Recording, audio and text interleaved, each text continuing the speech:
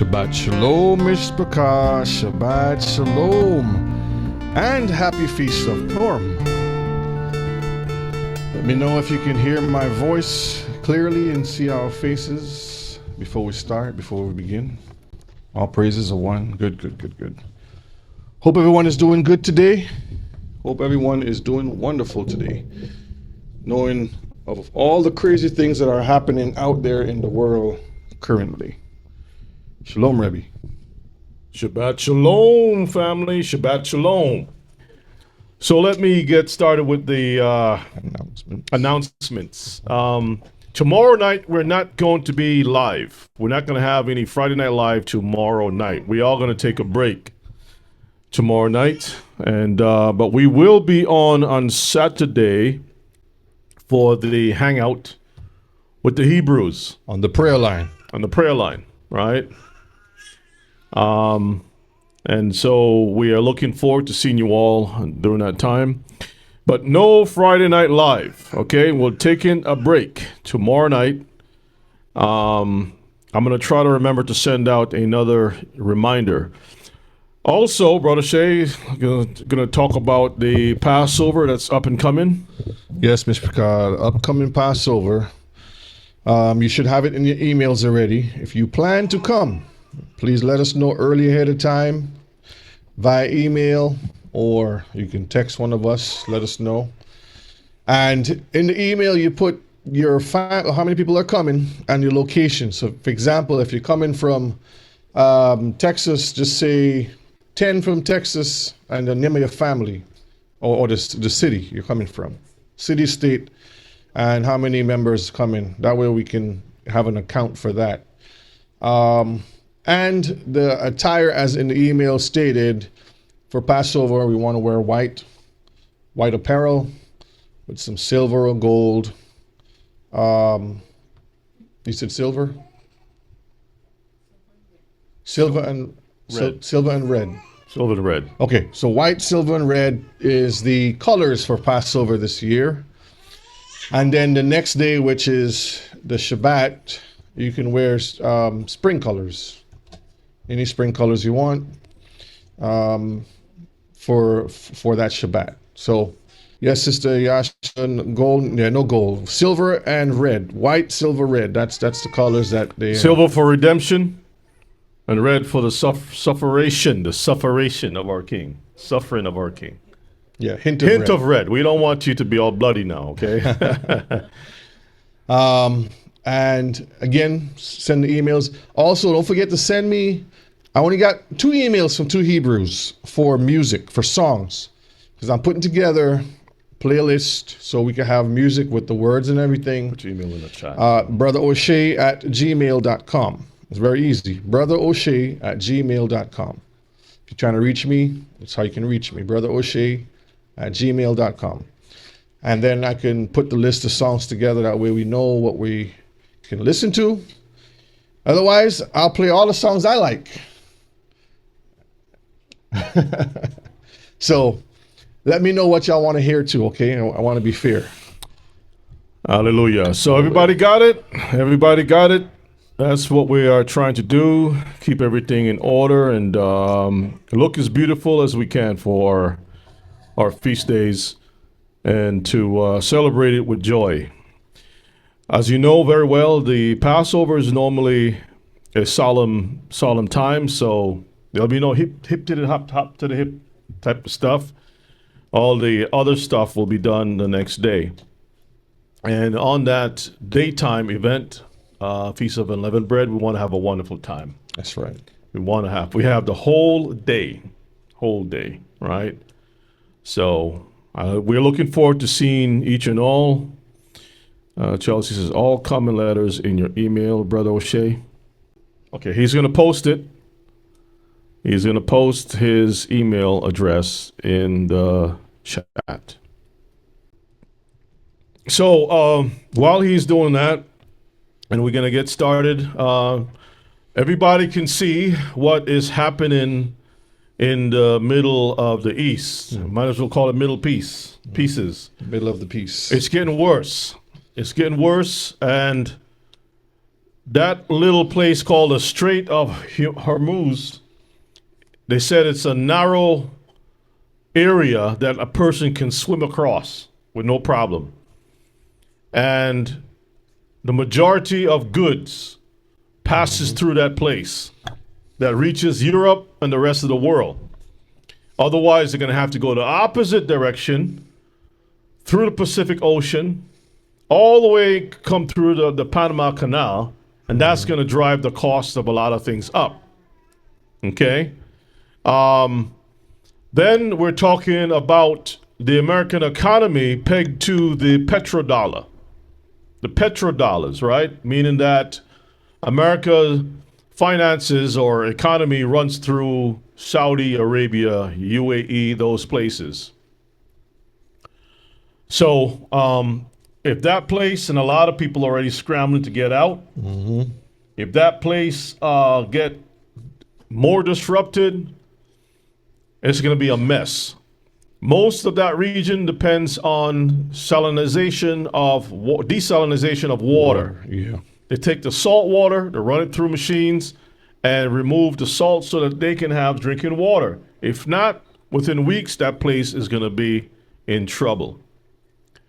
Europe needs the goods that's coming through that area. So now they're looking to bring the Kurds in. And I don't understand why the Kurds don't see that they're being used. They're disposable, right? They're being used, expendable. They're used, and then, they're always promised their own homeland, but they never can get a homeland. Why? Because the people are always using them. So That's one event. Now, from the latest reports, the Israelis are driving the people in southern Lebanon out, sending them north. The radicals are saying, the radicals in the Knesset is saying they're going to flatten the place like Gaza.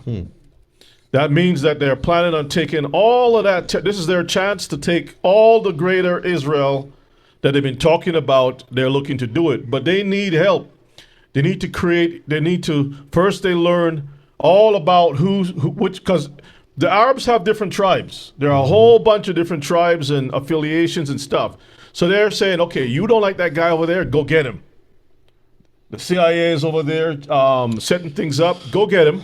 And you don't like that dude over there, go get him. Oh, yeah.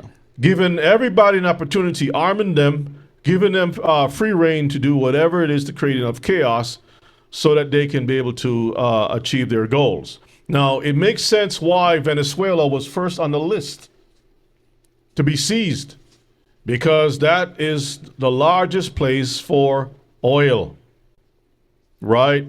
Maybe it's a geostrategic move that these people are making where they will cause a new order to happen, a global shift where America is going to gain more power and cripple in China and cripple in all of these places, because the oil will be coming from Venezuela instead of the middle of the East. Mm-hmm.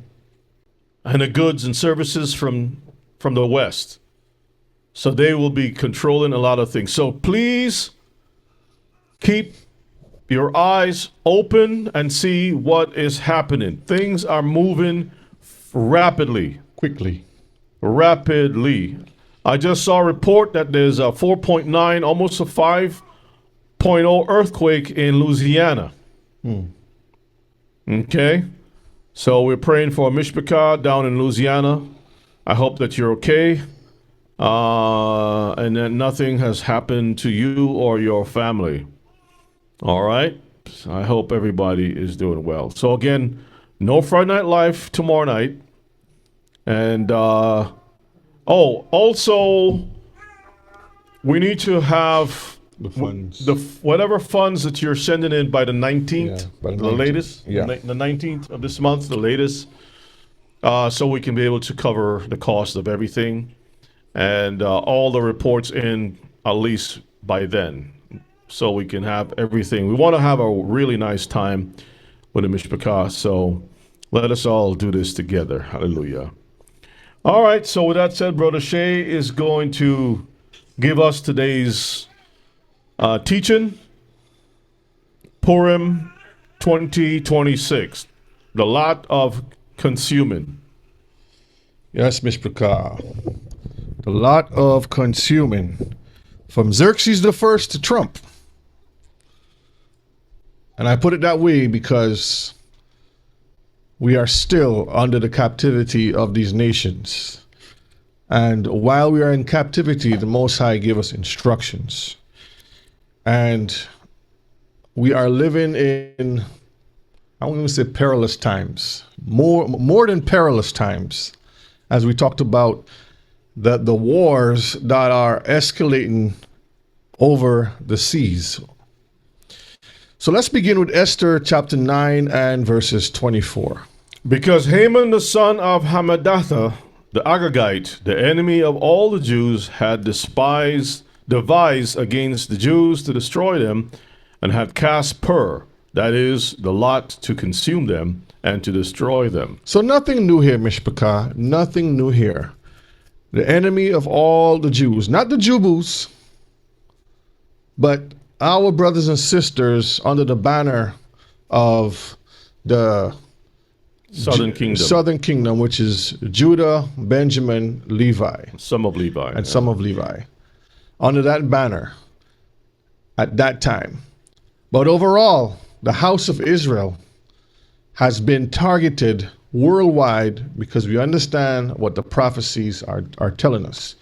So again, this is the lot that they're trying to do to consume us, to destroy us. So once again, we are here to celebrate and to never forget that our enemies are real, because a lot of people think this is fairy tale. Yeah. because Christianity has done an excellent job of pacifying and making you feel comfortable while you're dying. So our enemies are real, okay? You can pinch yourself. This is not the Twilight Zone. Our enemies are real. That's why our Messiah says he's coming back to save us from our enemies, plural. We are instructed never to mix with them, marry with them, mingle with them, or to trust them. Let's open up with Deuteronomy chapter 7.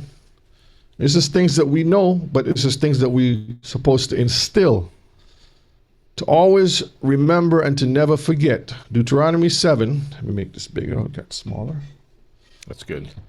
Verses 3 Smaller. to verses, smaller, okay. Yeah, just a little, right there is good. Yep. Verses 3 and then verses 6.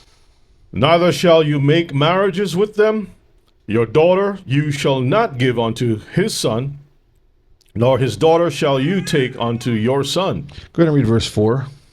For they will turn away your son from following me, that they may serve other gods.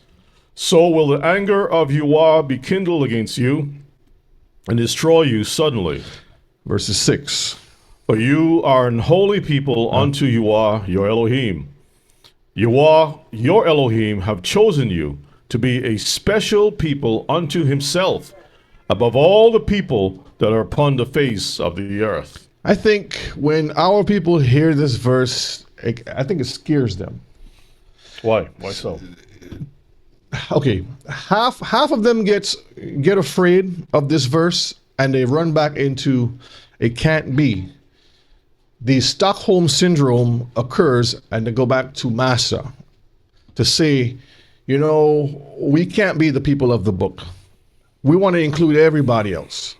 And then the other half, when they realize this, it gets to their head. And then they overdo and overstep when we're supposed to be humble, even understanding who we are. So it's supposed to be a balance, Mishpachah, to understand that we are not supposed to mix with them, mingle with them, because it says we are a holy people. Holy means set apart. And we have to remember that, because he said up in verses 4, for they will turn away your sons and also your daughters from following him. And we keep seeing that the generations being washed out and damaged. Let's look at the book of Sirach, chapter 12. And we're going to read verses 10 and then verses 16. Never trust your enemy, for like as iron rusteth, so is his wickedness. This is plain. We cannot trust our enemy. I think we need to repeat this here on a daily basis, because we forget, because we may have a nice friendly neighbor next door. And it's not to say that you can't converse with them or you can't do business with them. But the key word is trust. Trust, to put your faith, to put your life, to rely on. We're supposed to be putting our faith and relying on the Most High. When there's a famine and they get real hungry, they're going to be thinking of different ways to rotisserie you and barbecue you and stew. How much steaks, filet they can get out of you, you know.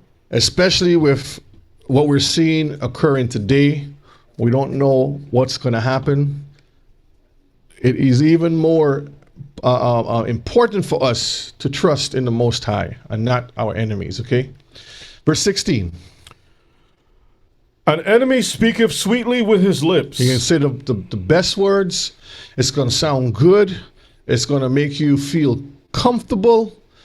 And it's full of theology. Don't forget. Theology. Yeah, don't forget in the garden. It's like salad dressing. Salad dressing. Oil it up real good. Slip it down your throat. All that word salad. Don't forget in the garden. If Eve and Adam were in the garden, where it was supposed to be the safest place on earth, and still somehow they got, like how they would say. From the four-legged snake. Yes. The four-legged snake. With sweet, smooth words. Okay, continue. An enemy speaketh sweetly with his lips, but in his heart he imagineth how to throw you into a pit. Just like what you were saying. He will weep with his eyes, but if he find opportunity, he will not be satisfied with blood. And we see today our enemies are not satisfied with blood. The bloodshed is so high. It's like running like rivers all over. The earth is so polluted. You know what is interesting of what's going on right now in Iran? Yes, there are people who are protesting because you're always going to find segments of your society that will not like the way things are going in their government. I mean, we have it here in America, right? But you don't say, I'm going to invade a country because a small group of people in that country decide to feel a certain way. I mean, if there's a small group of communists here feeling that this country should be communist, should Russia invade or China invade or some communist country invade here because they want to look out for those? It makes no sense. Mm-hmm. So these people, they use whatever excuse possible because they're all bent on shedding blood. It's just about shedding blood, shedding blood, shedding blood. Just check to see if it's recorded. It's recorded. Okay. Yeah. Yes. So the enemy knows exactly what they're doing. They will tell you a whole sob story, Yeah. and behind your back they are itching just to get rid of you. And we see it time and time every day. Instead, Mishpachah, we are to strive in keeping the fire burning. This is what we're supposed to be doing, keeping the fire burning, and to always teach our children while living a set-apart life. The world, Mishpachah, is on fire. Today, Purim, along with all the instructed feast days, lives on inside and throughout the seed of our people. This is what we are told to do, instructed to do. So this is why we are keeping this feast day. This is why we celebrate the Shabbat days. This is why we teach our children, our people. As we all know and see, the world is beginning to burn with the end time prophecies. We see it. I don't know if everyone can see what I'm seeing, but I know I'm seeing the prophecies unraveling day by day. And sometimes, yes, you say to yourself, hurry up, Abba. Just come on. But he's going to fulfill all his words. He's going to allow things to play out accordingly. We just have to be patient because he has everything in control. And a lot of us, we don't see the unknown because a lot of us fear the unknown. But that is where the faith comes in, where we're supposed to step up and trust in him. It says, trust in you with all your Heart. and lean not unto your own understanding. And that's what we always do, lean out to our own understanding. Okay? Mm-hmm.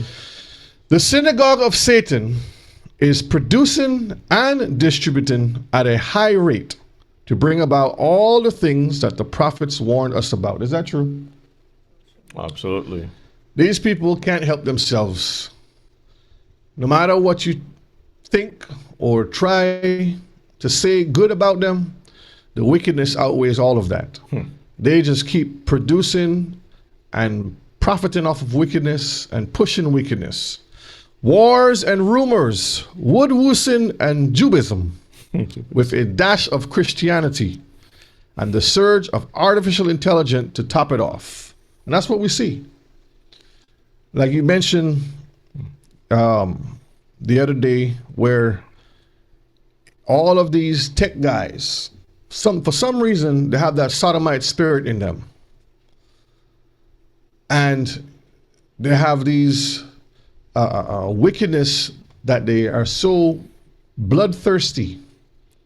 And you see where all the millions of dollars are going into the tech to bring about an artificial system that we talk about many times that is controlled by the fallen demonic entity, the powers of the air in high places, and these people answer to them. They continue to create wars and rumors of wars. This is what our Messiah says. He says, when you see these things, look up, your redemption draweth nigh. Check out this list here. Tim Cook, sodomite, CEO of Apple. Megan Smith, advocate for sodomite.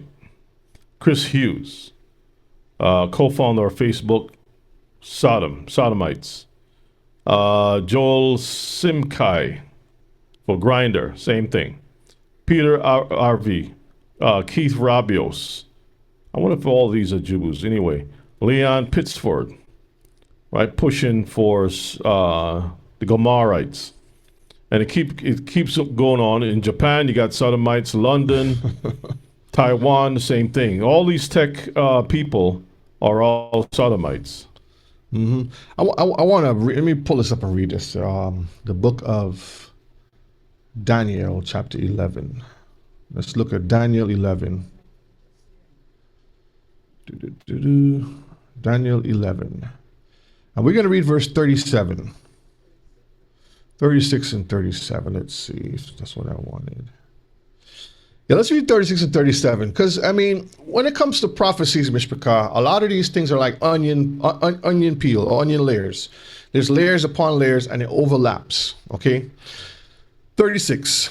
And the king shall do according to his will, and he shall exalt himself and magnify himself above every god, and shall speak marvelous things against the Elohim of gods. Who does that sound like? What's going on today, these folks? And shall prosper till the indignation be accomplished, for that is determined shall be done. So it will be done. Verses 37. And neither shall he regard the Elohim of his fathers, They don't care about nothing Torah. nor the desire of women, And that's what we see with all these guys here. nor regard any God, for he shall magnify himself above all. That's what we're seeing today, Mishpachah. These people, those spirits have attached themselves, and these people have no choice but to obey the demons. And you see the guy right here in the middle, and he's just having a jolly good time, smiling happily. Remember that movie, I think it's called The Advocate or something like that? Yes. Yes. All right, read that for me. This is from the AI. Donald Trump's administration has shown unprecedented support for Israel, often reversing policies to favor Prime Minister Netanyahu, authorizing massive arms sales, which is about 12 billion plus, and bypassing Congress to expedite 4 billion in military aid. As of March 2026, he's actively supporting Israel's military actions, including in Iran. And we are in what? March 2026, okay? And over here you see, it says, Jerusalem loves you, Trump. Make America great again. And down here it says, congratulations. Agent 47, make Israel great. It says right here, Donald Trump, Israel's greatest president. Israel's greatest president. And we talked about this in previous classes. He's the president of Israel. Yeah. I mean, if the people are getting billions of dollars in armament, welfare, and all that beautiful stuff, right? You pay your taxes, they get the benefits from it. Yeah, and they can eat all the hummus. Remember, these people didn't have hummus in the Ukraine wherever they came from, but they stole the things from the local people, right? They don't because gefilte fish. They brought in their nasty gefilte fish. Matzo balls. Yep, dry crackers and tasteless stuff. Yeah. But before we get to the present day Mishpachah, let's go back in time to get a simple refresher of our historical record. So we can talk a little about Purim a little bit to fast forward to Purim today, okay? 486 BCE. 486 BCE. That's where we're starting. That's where we're going back to. BCE, for if you don't know, means before Common Era, and BC means before Christ. They mean the same thing. Just the atheists that don't want to deal with Christ, so this says BCE. So it's the same thing, okay? All right, this part of the story recorded is where we are currently headed into. Because when you read the story of the last part of Esther, right, Hadassah, where they have to defend themselves because they are in captivity and they're being sought out, persecuted, and all those things that come with it. This is kind of like the area where we find ourselves in today. But the reverse of oppression and the results of Deuteronomy 28 finally coming to an end is very near. This is what we always say. We pray to the Most High to make the time short. This is where the trials of survival shines. So trials and tribulation, the Mishpachah, is at hand. There's no secret rapture. There's no alien spaceship coming to take you away. Every person on this earth is going to face the tragedies, the trials, and the travails that the earth is going to go through. That's what the word says, okay? Mm-hmm. All right, so let's start in the book of Esther, chapter 8. We can do a little reading and kind of pick the story to kind of glean some things from it. On that day did King Ahasuerus give the house of Haman, the Jews' enemy, unto Esther the queen. And Mordecai came before the king, for Esther had told what he was unto her. And when you go back to the beginning of the story, I didn't want to start at the beginning. I just wanted to start at this point here. When you go back to the beginning, the Most High allowed Esther to be brought up in the house for this particular reason. He's always working very mysteriously behind the scenes. And we always ask ourselves, why? But at the end of the day, it's always to show that he's the one fully in control. And we have to fully depend on him. So the Jews' enemy, remember that, because it comes into play later on. Continue. And the king took off his ring, which he had taken from Haman, and gave it unto Mordecai. And Esther set Mordecai over the house of Haman. It's kind of like the same thing we see with the Most High and Yeshua having the reins. All power is given to me, and he's the one orchestrating everything in the name of the Father. Mm-hmm. It's the same thing. And that story plays out from the beginning all the way to the end. It's clear as day. The same way like when you are at work and your boss gives you the authority to do something in his or her name. Mm-hmm. It's the same thing here. The king took off his ring to seal the deal and gave it to Mordecai. Continue.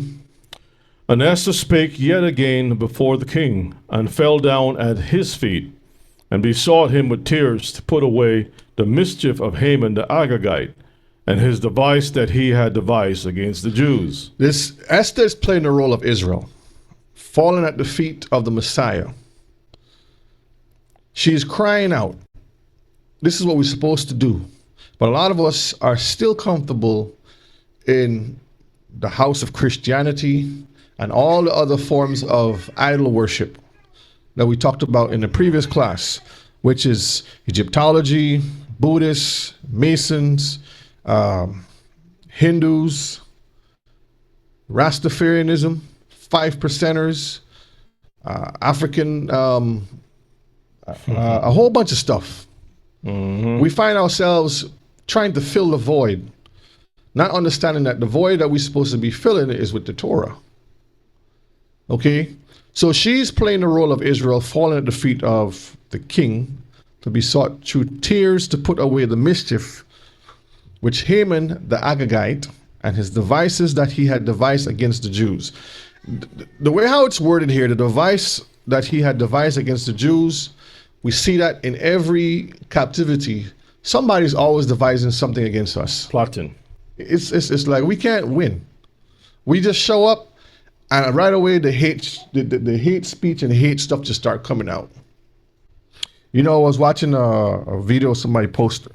I think my brother posted where Israelis or Jewish people, the Jubus, are burning the Israeli flag. Mm-hmm. If it was one of us who was doing that, it would be considered anti-Semitism, right? As a matter of fact, in Dubai, I think it was noted this morning that they passed a law or made a statement that anyone who posts, any influencer that posts what's going on in Dubai is going to be fined, I think it's like $7,000 or something like that, or go to jail. Let me see if you can find it. Influencers warn they face prison for posting materials about conflict with Iran. See They're that? trying to hush everything up Yeah. because the truth is coming out. $77,000. I wonder why they chose 77,000 US dollars. See, there's a lot of propaganda going on, and we're gonna touch on that again. So just bring that back up. There's a lot of stuff going on. The same thing that we see right here. Those are part of what you just mentioned here is like a device that was devised against our people. Okay, no difference there. Verse 4, 5, and 6. Then the king held out the golden scepter toward Esther. So Esther arose and stood before the king and said, if it please the king, and if I have found favor in your sight, and the thing seem right before the king, and I be pleasing in his sight, let it be written to reverse the letters devised by Haman, the son of Hammedatha, the Agagite, which he wrote to destroy the Jews, which are in all the king's provinces. For how can I endure to see the evil that shall come unto my people? Or how can I endure to see the destruction of my kindred? So again, this is Esther or Hadassah playing the role of the whole house of Israel. It says, if it please the king. These are clue notes or clue words or keywords that show us what we're supposed to be doing in these times, these trying times that are coming even more. We're supposed to be pleasing our king. You have to present yourself to be acceptable before the king. And that is where we fall short. So she made herself as not just beautiful, but humble in spirit. She emptied herself of pride. She kneeled before her king. She asked if it's favorable in your sight, if what I'm saying to you is good, if I am good, try to reverse this thing, because how can I live to see my people destroyed? That's right. And she was willing to come to that place and time of humility, which we need to learn. This is really why we are here in this captivity, because of our own pride. We have become very, very stiff-necked and prideful that we think we're all that. And we think just because we are chosen to be the Most High's people that we have privilege. And that's what I was saying earlier, where some of us, we find out that we are above all people. And that gets to our head, where we're supposed to be humble before our Maker. Verse 6 is basically a taste of the book of Lamentations, where we're trying to cry out for our people. It says, for how can I endure to see the evil that shall come onto my people? Because we can see that every day. Even though the cameras may shift because of various reasons, the wickedness is still happening. We're still having all these abortions. We're still having all the violence out there, the widows, the fatherless, the gang violence. You have all these wicked things still happening. Drugs, it's still happening, Mishpachah. And this is where we're supposed to present ourselves. Verse 7 and verse 8. Then the king Ahasuerus said unto Esther, the queen, and to Mordecai the Jew, behold, I have given Esther the house of Haman. I have given Esther the house of Haman, And him they have hanged upon the gallows, because he laid his hand upon the Jews. Write you also for the Jews, as it liketh you, in the king's name, and seal it with the king's ring. For the writing which is written in the king's name, and sealed with the king's ring, may no man reverse. No man can reverse it once the Most High steps in. That given the house of Haman is us taking back our kingdom. Okay? That is the reverse of what we're waiting for. It says, when the righteous are in authority, the earth is happy, right? Yeah. Is at peace. Yeah. But when the wickedness reigns, the earth mourns. Yeah, you have the middle of the pieces. And oil prices going up, and food costs going up, and everybody's miserable. Yes. So for the writing which is written in the king's name, You know what's interesting? When another politician comes up and saying, I'm going to give you all peace and low taxes, we should start saying, no, no, no, no, no, no. Please don't give us peace. Give us war and give us high taxes. Please, we want to elect we're looking to elect someone Reverse to give psychology. us the worst economy ever, give us high taxes, and give us war, constant war. And maybe we'll get the good, because it seems like when you ask for the good stuff, they give you slop. Yep. So we need to ask for slop so that we can get the good stuff. This is why they always say politicians lie. Because they'll always tell you, yes, we want to give you all the good stuff. And you go, you give them your little votes, which we ain't supposed to be voting, because none of our people is in authority righteously. And we want to give them votes, and they turn around and oppress us more. Ema, you want to say something? Okay. So for the writing which is written in the king's name, picture. I should ask this question: who has the king's name? Who has the king's name? Us. That's right. We have the king's name. We are named after him. Surname Israel. I have called you. So we are called after him and sealed with the king's ring. May no man reverse. Isaiah 55 and verse 11. So shall my word be that goeth forth out of my mouth. It shall not return unto me void, but it shall accomplish that which I please, and it shall prosper in the thing whereto I sent it. Not only is it going to be accomplished, but it's going to prosper. See, when we try to intervene, there's no prosperity in that. It's always failure, because the intentions that we have will always fall short. But with the Most High in control, there's always prosperity. That's a guarantee.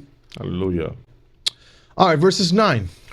Then were the king's scribes called at that time in the 3rd month, that is the month Shaban, on the 23rd day thereof.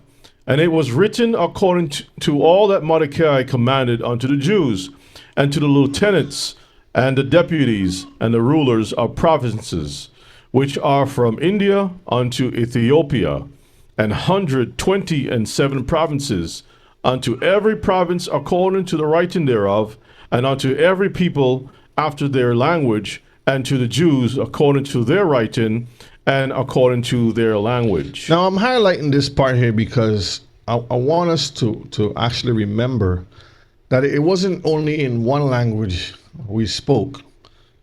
This is since all the captivities that we've been through in various countries, we have been dispersed all over the globe, all over the world. Like I always say, every crack and crevice and corner, an Israelite, you'll find an Israelite. And you'll say, well, how does this person get over here? It's not happenstance we want to move there, but the Most High put us in these places. Okay? So we are speaking a variety of languages. That's why when you look into like the so-called New Testament and stuff, when the disciples were called and the apostles, they were going out and finding all that spoke these different languages and trying to teach and wake up our people. So it wasn't just like in some people's mind, it was just Greece, and Israel. That's it, Greek. Yeah. But the book of Acts chapter 2 reveals that Israelites were scattered because the day of Pentecost, time of Pentecost, Shavuot, you had the different speeches and stuff, right? Yep. Languages. All right, verse 10, 11, and 12. And he wrote in the king Ahasuerus' name, and sealed it with the king's ring, and sent letters by postmen on horseback, and riders on mules, camels, and young dromedaries. Now imagine today, there's no more horseback riders on mules. I think there's one place in America still that I was watching the other day on YouTube, where there's a donkey that still delivers the mail. Where? Probably, what is that? can't It says remember. on a donkey? It's a donkey. Or is it a donkey? Is a horse? I think it's a donkey. Is that like in Colorado, one of those places? Don't It remember. had to be in somewhere that. It's somewhere in the mountain range, Yeah. Arizona or something like that, where they still deliver the mail by the donkey because of the location. Yeah. But I'm bringing this point up to say, today everything is just swipe and a push of a button, Wi-Fi, and you get all the information. So today, if the king had to send out information, I mean, he'd been posting it, right? Twitter, Instagram, Facebook, everybody would know it right away. Yep. Today's computer world. That's But computer imagine world, yeah. imagine how long this would take just to get the word across. Horseback, mule, camels, and you got to deal with elements. Verse 11. Wherein the king granted the Jews which were in every city to gather themselves together and to stand for their life, to destroy, to slay, and to cause to perish all the power of the people and province that would assault them, both little ones and the women, and to take the spoil of them for prey. And this is where you can see the enemy taking the switch and try to use some of this tactics that was granted here for righteousness, and they want to apply it in the places that they find themselves today. The colonizers, aka the ones that are now going in and setting up their towns, like here in the Carolinas, right? Yeah. In New York, New Jersey, all over. They start setting up shop and then putting up their little temples and stuff in the neighborhoods and buying out the neighborhoods and calling it the territories. This is what they're doing, Mishpachah, okay? Verse 12.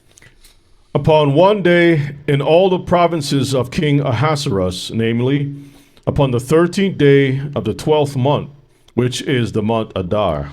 So the 13th day of the 12th month. What month are we in? 12th month. Okay, so if this is the 12th month, this means the first month comes when? Next month. So everything is fluid. This is not December, Mishpachah, okay? This is the month Adar, as we've seen here in the Hebrew months. Verse 13. The copy of the writing for a commandment to be given in every province was published unto all people, and that the Jews should be ready against that day to avenge themselves on their enemies. That's what we are waiting to do, Mishpachah. I know a lot of Hebrews want to take up the sword and start fighting. But the Most High is going to be the one with vengeance, and he will give us a little taste of the action. But we have to be patient. He says, here is the patient of the saints. A lot of us don't want to be patient. So the same way how it was granted for them to defend themselves, we will also have the chance to defend ourselves when that time comes, okay? Verse 14. So the post that rode upon mules and camels went out, being hastened and pressed on by the king's commandment. And the decree was given at Shushan the palace. And Mordecai went out from the presence of the king in royal apparel of blue and white, and with a great crown of gold, and with a garment of fine linen and purple.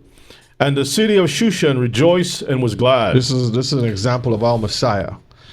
See how he's dressed? The presence of the king in royal apparel of blue and white, right? With a great crown of gold, and with a garment of fine linen and purple. This all ties back to our dress code, royal priesthood. And when you go back to like the story of Moses, was it Abraham also? I think even in Abraham also, but the story of Moses where he tried to take the crown off the king's head when he was little. Well, Churchiani say that we're not supposed to have no costly apparel because Paul said it, and definitely no gold. Right, Elder? Well, Christianity said no gold, no costly apparel, none of that stuff. You got to wear sheets, bed sheets. nothing. The women must be like Aunt Jemima by your side, Got to be clean. and the men like Sanford and Son. No ringing your fingers, nothing like that. Shabby, just shabby. Mishpachah, we are a royal priesthood, okay? And our Messiah is coming back with his royal garments likewise. Verse 16 and 17. The Jews had light and gladness and joy and honor. So this is supposed to be a joyous time. Remembering we're supposed to be happy, festive time. You know, the world have their moments. We have our moments. This is one of our moments, the celebration of us defending, taking back who we are, As a people. sustaining life, protecting life, bringing back joy. Okay, verse 17. And in every province and in every city, That's wherever you live, in the cities, suburbs, projects, country, mountains, valley, wherever you are. Go ahead. whithersoever the king's commandment and his decree came, the Jews had joy and gladness, a feast and a good day. And many of the people of the land became Jews. For the fear of the Jews fell upon them. We're going to see this again. We have seen this throughout history. Every time we stand up, we have people who want to join us. Now, looking at verse 17 again, it says, whithersoever the king's commandment and his decree came. That's his word. It says, joy followed, feast and a good day. Hallelujah. Right? Just think about that allegorically speaking, in the sense of wherever the Torah reaches, we should have a good time. We should be at peace. His word is what gives us the peace, right? But if you notice that places that don't practice the Torah, places that don't have Torah, it's a horrible place. It's like straight up gunslinging ghetto. You think those brothers in the hood, if they had the Torah, they'll be like that? No. It's called the Badlands. The Badlands. The Badlands, where there's no Torah, where there's no law, because anything goes. And like you mentioned, where the law is, joyness and gladness follows. That's why I said right. earlier, when the righteous is in authority, the earth is at peace. So peace, real true peace, Mishpachah, is only when the Messiah comes back. Not this Hallelujah. false peace that we see that have been set up by the heathen nation, okay? Now, the higher part and many of the people of the land became Jews signifies a lot of these people are going to always try to emulate and come in. This is where you see a lot of converts take place. We see that in history where when Joshua was going to wipe out the nations around, right?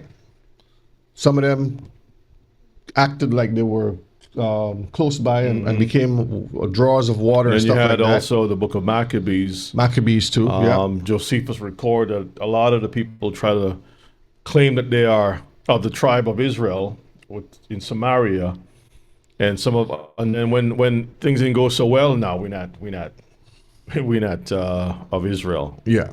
Yeah, that's why sometimes when Hebrews got like a barbecue happening and stuff, the heathen will show up and try to be like, try to speak like us and try to hang with us, and you know what I mean, and things of that nature. So they try to emulate so they can fit in as much as possible. But it says, for the fear of the Jews, because the fear of the Jews fell on them, that's why they tried to become part of us. Okay? And that's what happened throughout all of history. All right, let's jump down to chapter 9 now, verses 1 and 2. Now in the 12th month, that is the month Adar, on the 13th day of the same, when the king's commandment and his decree drew near to be put in execution, in the day that the enemies of the Jews hoped to have power over them. See, so the Jew, so these people had hoped. They had everything planned out perfect, and it blew up in their face. Backfired in their face. It was like, wait a minute, nothing is happening correctly. And we see right here, we're going to see the same thing happening today, Mishpachah. Continue. Though it was turned to the contrary, that the Jews had rule over them that hated them. The Jews ruled over these people. We ruled over. This is a future prophecy that's coming up. We're going to rule over all of those because the enemy is making his compadres, okay, to believe that they're going to beat our Messiah when he comes back. With all the technology, AI and everything, he's going to make you believe that you're going to win. That's why it says he'll be loose for a little season. Right? Mm-hmm. And gather all of these nations back to fight. And they're going to think that, yeah, we could win. We have all the tanks, we have everything. After the 1,000-year rule. Yeah. Verse 2. The Jews gathered themselves together in their cities throughout all the provinces of King Ahasuerus to lay hand on such as sought their hurt. And no man could withstand them. Hallelujah. For the fear of them fell upon all people. So again, it's coming. We're going to be able to defend ourselves and not be afraid. Mm-hmm. But currently, Deuteronomy 28 is still full in effect. And as we are crying out and turning around and repenting and coming back, the Most High is putting us back under his wing of protection. But the moment we step out of under his wing, we go right back into those curses. Mm-hmm. Because the fear of us is not upon them. It's the other way around. You hear a little whoop, whoop. Everybody get afraid. Mm-hmm. You know, you start looking in your rearview mirror. You start worrying about all kinds of stuff. The thing that comes to mind the most is how willing are we? How willing are we? How much heart do we have invested in our Elohim? That we will do whatsoever he asks us to do, no matter the circumstances, the risks involved, location, whatever. How much, because we saw with the wilderness journey how once we got out, we wanted to go back in. We started to feel a certain type of way. We wanted to be liberated, but at the same time, we want to be part of the heathen. We love that stuff so much, you know. But we have to be the type of people that don't need to be forced to love. You know what I mean? Yeah. We should be doing it from our whole heart. Sometimes, like, people are doing things now because there's a gun to their head. Right? There are laws that's going to... If the Most High remove all the laws, statutes, and commandments, will you still follow him? Yeah. Will you still be holy and set apart? I mean, at what point in time do we truly show that we are with him all the way, no matter what? Right? Because people say, well, the laws are so hard, they couldn't do it. So, he imposed that on the people. And so Jesus came and took all of that away, and now they just have to love him with their heart. Well, so what are you doing? Why are you eating swine? Right? Why are you still doing the things that he opposed? You got your big old Caesar Borgia cross around your neck. You're talking about mixing a little bit of the Buddhists into talking about cosmic Christ and all kinds of foolishness. Cosmic Christ. Yeah, the cosmic Christ. With true love, Mishpachah, comes sacrifice. A lot of us don't want to sacrifice anything. Not the comforts. We're not going to do that. All right, verses 3, 4, and 5. And all the rules of the provinces and the lieutenants and the deputies and officers of the king helped the Jews. They help us. See, that's one thing the Most High always shows us, favor. Same thing happened in Egypt. Mm-hmm. Go and take all the gold and silver from around about them, break them off, and they're going to give it to you. Thank you. Because it's for you. All this stuff is for you. So everything that's coming into fruition, into play, is going to be on our behalf. The Most High is going to make that happen. We're going to have the favor. So they helped the Jews. Go ahead. Because the fear of Mordecai fell upon them. Our Messiah is going to put them in check. Mm-hmm. For Mordecai was great in the king's house, and his fame went out throughout all the provinces. For this man, Mordecai, walks greater and greater. That's the beautiful thing. Yeah, he's like the type of Messiah. Thus the Jews smote, thank you, sis, all their enemies with the stroke of the sword, and slaughter and destruction, and did what they would unto those that hated them. So the ball was back into our corner, and we were able to defend ourselves without any restrictions whatsoever. And this is what you call righteous judgment. This is not some fabricated, made up evil plot. This is just pure judgment, okay, for all the wickedness that was done. 17 and 19. On the 13th day of the month Adar, and on the 14th day of the same rested day. See, so the time is always mentioned, which is good because we tend to forget dates. We'll always remember the December 25th, 4th of July, Thanksgiving, and October 31st, Halloween, Valentine's Day. Give me some more. All of these things we're gonna remember. St. Patrick's Day. We have no reason to be wearing green, but we find our Hebrews out there with clover leaves, Whatever leaves that they leprechauns, and all kinds of stupid stuff. But when it comes to our stuff, we forget. So it's repetitive. On the 13th day of the month Adar, on the 14th day, right? of the same rested day. So on the Shabbat, which is today, a Shabbat, the 14th day. 15. And it made it a day of feasting and gladness. Sorry, I meant the 15th day today. The 13th day of the month Adar, 14th day, the same day they rested. Was the 14th. This is the 15th. 15, and made it a day of feasting and gladness. This is what we're supposed to be doing. Continue. Therefore the Jews of the villages that dwelt in unwalled towns. So these are places that had no big walls. There wasn't no cities. Suburbs, country, outback. Go ahead.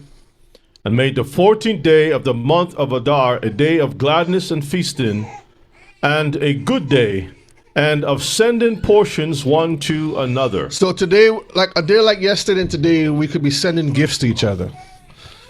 We can buy each other gifts. We can celebrate with each other.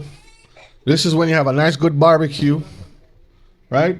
You get the grill fired up, get some good music.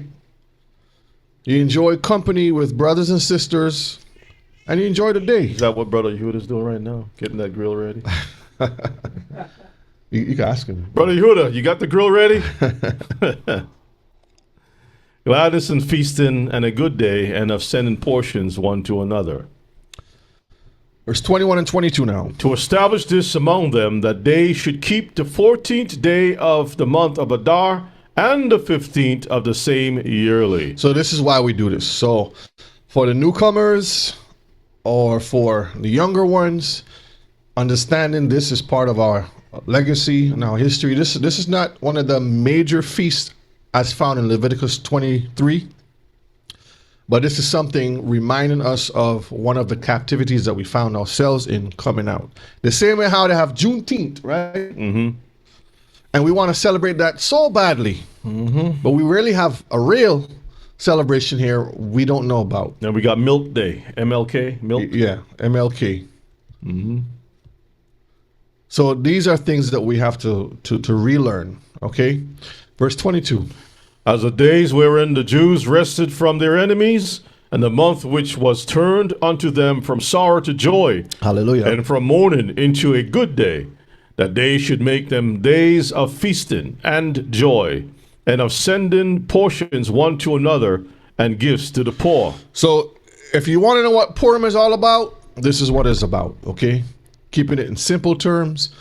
We're supposed to celebrate, enjoy the time with each other, while we are learning the Torah and sending gifts to each other in celebration to Hallelujah. us sustaining life, turning the day of sorrow into the day of joy. And why is that a problem? That's the beautiful thing. It's having a couple of days off just to hang out and cook and give gifts and open your gifts. This will be our Hebrew setup. Ding, ding, ding, ding, ding, ding. Try to find the right words. Gift giving day. Our Mary Mary. This is our Hebrew Mary Mary. Without without the snow. Without the snow. well, Without the eggnog. without the Christmas tree, without the tree. without all that garbage. Without the mistletoe. Everything natural. Well, it has to be natural. Yeah, nobody's missing a toe. That's right. Verse 26 and 27, Wherefore they call these days Purim, after the day of Pur, which means what? lot. And what is a lot? Your place, your allotment, your place.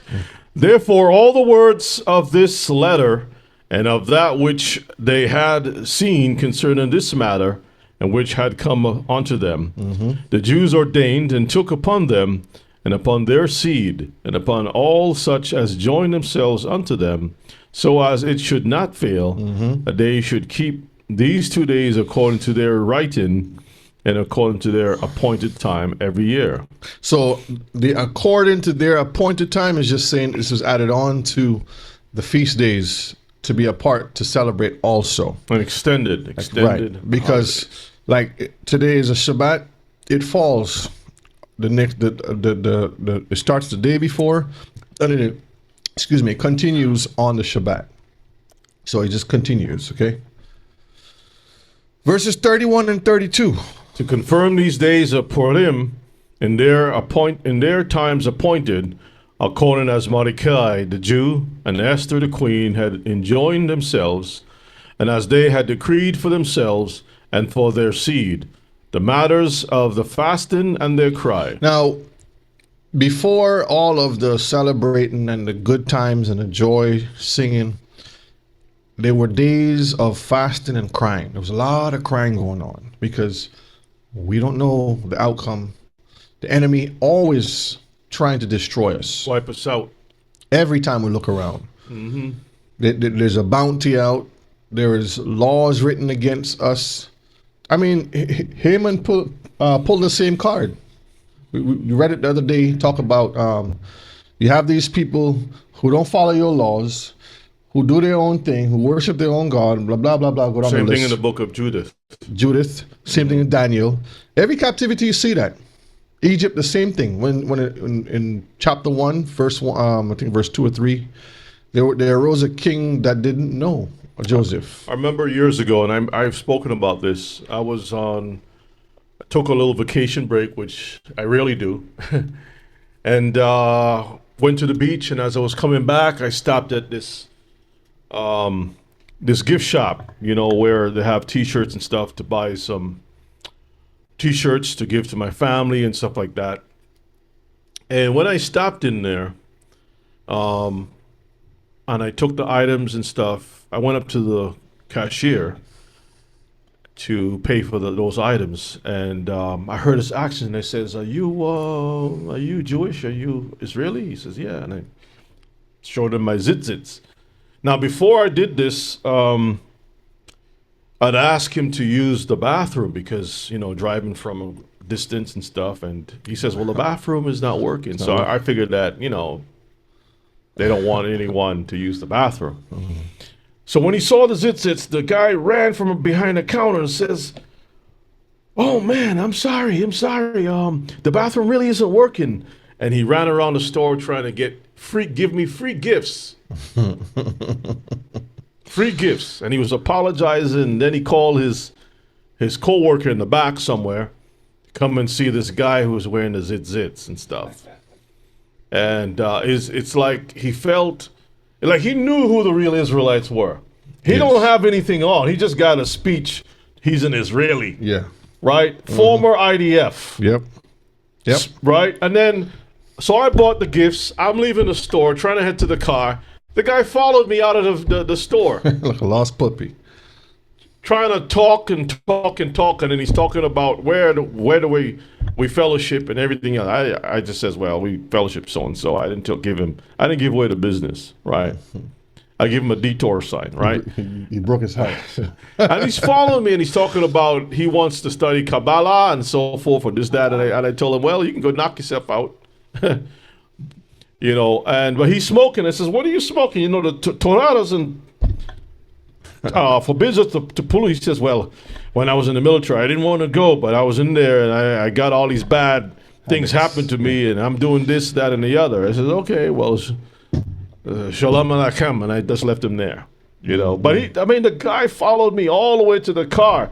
He gave me saltwater taffies and all kinds of stuff, like loaded it up. I says, well, hey, all praises to the Most High. But it goes to show our identity. If we hold on to the things that is true, the Most High will show favor unto us. Sister Joycelyn says, So Joycelyn says he was looking for a blessing. Looking for a blessing? Well, I couldn't rub his head. There's no blessing there. So I just wish him all the best and just kept it moving. That's it. Like I always said, Mishpachah, I don't know if you all have ever tried this before, but if you go to those kiosks or if you ever come in contact with, like in the malls or wherever it is, and you can ask them for yourself. Says, are you an Israelite? They will says, no, we're Israelis. And you ask them, well, why are you not an Israelite? They'll tell you that they're converts. They'll tell you out of their own mouth. So that tells you that they are not the people of the book, okay? All the time. So again, verse 32. And the decree of Esther confirmed these matters of Purim, and it was written in the book. So in this book we call Esther is where we find a historical record of how and why we celebrate Purim and what it's all about. I don't know if you have it, but can you pull up Purim 2026 on the internet and just go to images so that the Mishpachah can see, for those who haven't seen it before, that Purim, and you can click on any one, is basically the Jewish or Ashkenazim Halloween. Halloween, yeah, that's what they do. They dress up. It is the Jewish Halloween or Jewish carnival, and Esther didn't dress like this. Nope. You know, Mordecai didn't dress up like this. Look at all that foolery. Look at all of that foolery, right? And just type in Tel Aviv, and you'll see greater abominations. Clown show, yeah, that's right, Elder. Greater abominations. Look at all that foolishness. Huh? You want to say something, Ima? And before we close up. Okay, I'll pull it up. Yeah. Yeah, I know. I forget. Okay. I'll find that, Ima, and when I close, I'll play that one, okay? But these are some of the pictures, Mishpachah. You can look it up yourself. This is their Halloween. Look, see? Look at that. All types of foolishness. Mardi Gras. That's the Jewish Mardi Gras. You want to make it bigger? Look at all of that. Bodysuits and Popeye the Sailor Man and butterflies. These guys are supposed to be a brand of alcohol.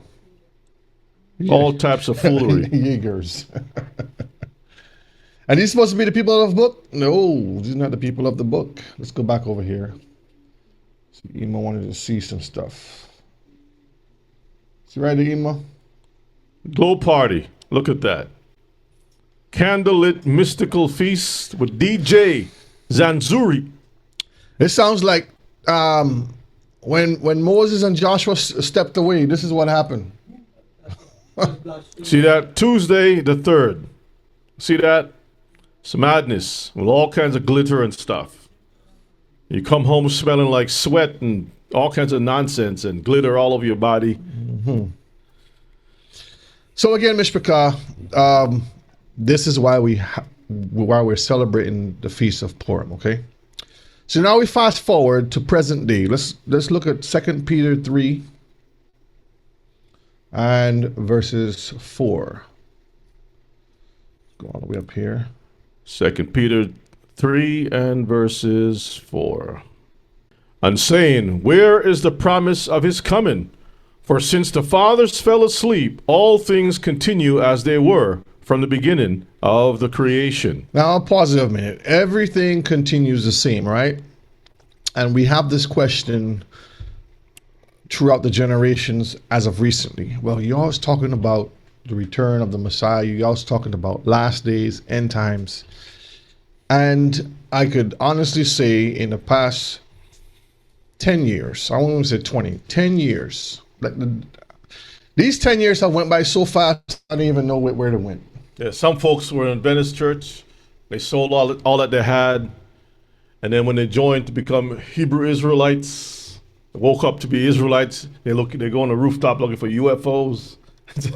So they're losing their hope because everywhere they go, they're told it's the end times, and when something don't happen, Desert Storm was the last days.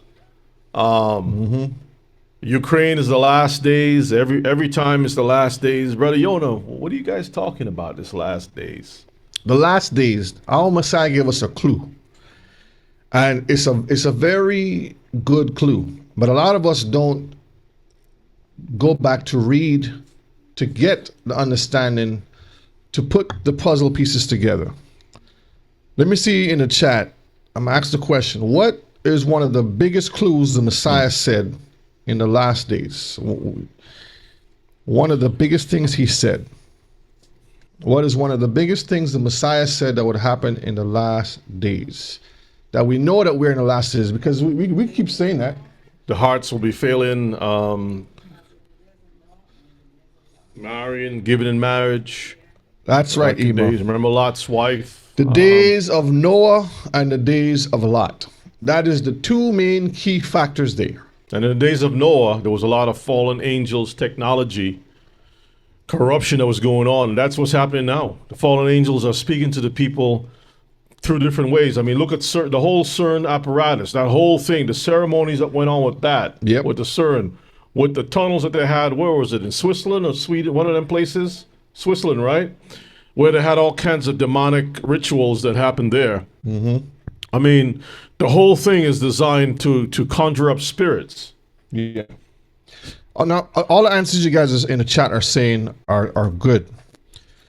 But when you look at the answers you guys are saying, for the past 30 years, we've been seeing exactly those things right there. We've been hearing about wars and rumors for a long time. There have been plenty of earthquakes in many places. Knowledge has been increasing to the fact now that the internet, I'm working on a class on that, it's so crazy how information is like this at the snap of your fingers, right? The generations have lost their mind, and destruction that we see everywhere. But what separates it, Mishpachah, is the days of Noah and Lot. And it's also a very important key to remember, because a lot of people will say, well, how do we know that the flood happened and all these different things happened? Our Messiah talked about it. And there's so much archaeological evidence showing the ark. And years ago, there was a guy by the name of Ron Wyatt who went to Turkey and found remnants of the ark. And a lot of people didn't really believe what he was saying. Now they're going back over and checking the stuff and they're saying, yeah, this looks like because it's one of the mountains of Ararat. It's not saying Mount Ararat, but one of the mountains. Ararat is a location, and there are many mountains in that location. Yeah. So they are finding evidences. They found evidences of Egyptian chariots with the wheels, and all that stuff. They're finding evidences of the mountain scorched with fire, where our Elohim spoke to our people. They found evidences of a type of cow, the oxen with the horn that is only found in Egypt. In that location, so they can see the evidences. And there was one guy many years ago. He's from Puerto Rico, and he's a teacher. Well, actually, he's from Puerto Rico, lives in Florida. Rico Cortez. He's a Messianic teacher, and he once stated, and I spoke to him directly many, many years ago, and he made a comment because he was speaking to a bunch of Gentile folks, and he says, the Israelites are black, right? He was not white, sorry. And they were dark skinned. Egyptians, hello? Ethiopians, you with me? Jeremiah, black. So they can hide amongst the people. I know you'll be shocked, but Moses was not blue eye and blonde hair. So I already ruined that for you. Yeshua either. Okay? But it really doesn't matter Who cares as long as they serve Yahweh and they keep the Torah, right? Isn't that what matters? Okay? Because they found evidences from the bones and stuff in the desert. And the people were surprised. So when I reached out to Rico and I spoke to him, I says, Rico, why don't you why don't you try to reach our people? He says, Yona, that's for you to do. I was like, what? Mm-hmm. I was during a lunch break at work, came out, went to my phone, called him up and says, hey, Rico, so-and-so. And he says, well, that's for you to do. Mm-hmm. It's like, you have a platform. You won't do it because you got a platform. You get canceled. Tell the people the truth. He don't want to put a hit out on his own self. But he goes to Israel. He does a lot of tours and stuff. But he teaches a lot of the Israeli police hand-to-hand combat. He's an expert in that. And I don't know why he's doing that, because those same people come over here and harass our people. All right, the Board of Peace. This board doesn't look anything peaceful with these people. Ella, you call them organized crime? Organized crime. Read that for me.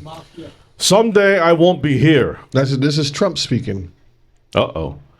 The United Nations will be, I think it's going to be much stronger. The Board of Peace is going to almost be looking over the United Nations and making sure it runs properly. Trump said, adding that they will be working very closely with the United Nations. That don't make any sense, because those same people are part of the United Nations. But he's saying he handpicked these people to oversee the United Nations, because the United Nations is a separate entity. So he's saying he's in charge now of the United Nations. All these are Catholics. There's a lot of Arabs up in there. I don't see any Israelis up in there, though. They want to have peace, but the people who creates the wars is not there. Well, they might be related. The agitators are not there. Well, they might be related. I guess the Israeli president is there. Yeah. With the lavender tie. Yep. All right, let's read 1 Thessalonians 5 and verses 3. For when they shall say peace and safety, then sudden destruction cometh upon them as travail upon a woman with child, and they shall not escape. Now, question, Mishpachah, did it say that sudden destruction cometh upon us? No. Upon who? Upon the wicked. Okay. They're the ones who keep you bawling out for peace and safety, giving you some false hope. We already know when our peace and safety is coming. So when they start yelling peace and safety, what are we supposed to look out for? Destruction. Destruction on them. Mm-hmm. Okay? The same way how it travails upon a woman with child, they will not escape. Meaning they won't have a clue. Because you never know when the baby's going to come. But they never know when the Most High is going to come out and whoop them. Nobody know the day of the hour. Grab the mic. But it's also saying when you talk about as a woman with child, once the baby start coming, you cannot hold Can't it reverse back. it, yeah. That's right. There's no coming back. What about the pills? So time out. Push him back in. Suck it up. It's not going to go back in. You can't suck it back in? You cannot go back in, because as soon as coming out, You sound like an expert, Elder. Let's see. Elder, you're an expert. Go ahead. When the Explain to baby is people. coming out, Uh-huh. the place where the baby coming from, The place. Okay. the place where the baby was, Be careful, Elder. the baby can't go back there because that place is closing out. Because, out, open, and the back is closing. Uh-oh. But the Ima, baby you can't- the baby concur? can't go back there You again. concur, Ima? That's it. That's right. Yeah. Mm-hmm. now go back in. Yes, Mishpachah. So when these people are yelling and bawling about bringing peace, we understand that's a false sense of peace. They're lying to you. Never trust your enemy. That's right. Following the money. This is very important because we will understand why we have all these Epstein files going on. And I heard a new batch is supposed to be released. A new batch A file? of the files. Yep. Why all these wars are funded. Why technology has been funded the way it is. They're building all of these big, vast buildings of. I have never seen. I mean, growing up, I can't remember a time where there's so much chaos like a time like this. There's just, for some reason, there's just so much chaos in the world, But yet locally, this- yeah. internationally, so much chaos. Elder. Yes, the reason for that, because everything has been piled up. Now everything now is releasing. It can't hold. This is the time of revealing everything. Prophecy is fulfilling, because the returning of the Messiah is there, is coming. So before he comes, all this thing will come as it is said in Matthew, Luke 24. Luke 21. Luke 21. So all these prophecies, family, whether we believe it or we don't believe it, we can't stop it. It has Absolutely. to come. Give my to Ema. Absolutely. Yeah. Now, if you look at this, you will notice that they are very rich people. Yes. This is one of the signs that was in Sodom and Gomorrah. Place rich, people rich. Well, the Wealth was high, but the people were wicked, exceedingly wicked. Mm-hmm. And you know, they were building different, they build up high and they build all kinds of things. Yeah. So that is one when you look at that. Don't look at just this, look at the finances and the amount of money and the amount of wealth that goes into this and the kind of people that had it. Yep.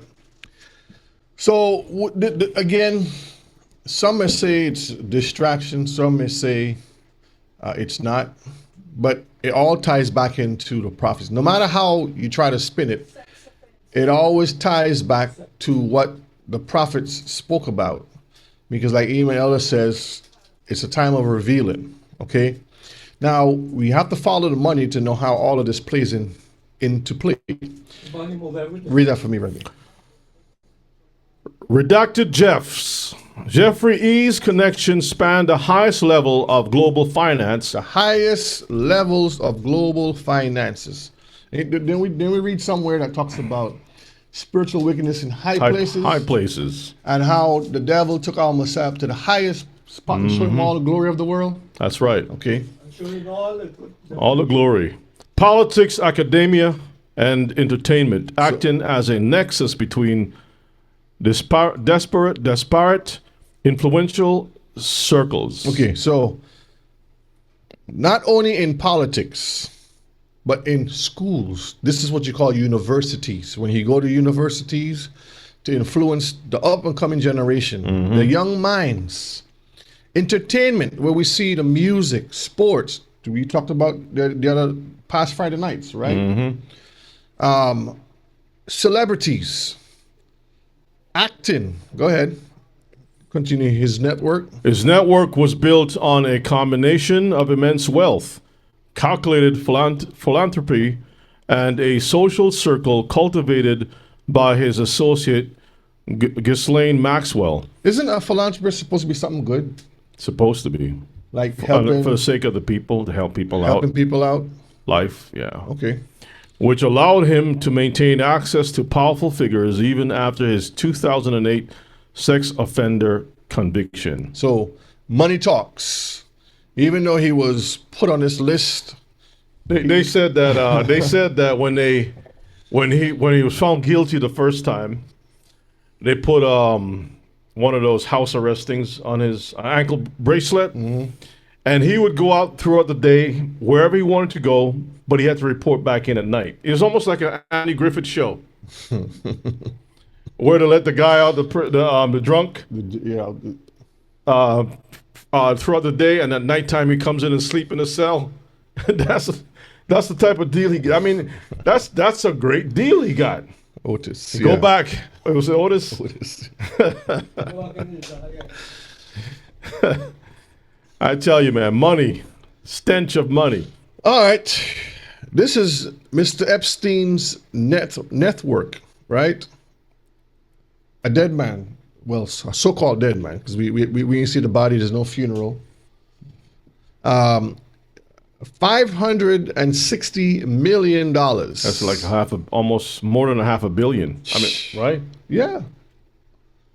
That's a lot of money. Read that for me over there. New York Times, Jeffrey Epstein's money mingled with Silicon Valley's startup. The disgraced financier regularly courted tech industry figures not just for their prestige, but also for access to promising companies. So all of these tech guys that come up to with technologies that we see with Palantir, we see with Amazon, we see with Google, all those different companies, he had his hand in it financially. Remember, he was like their money guru person.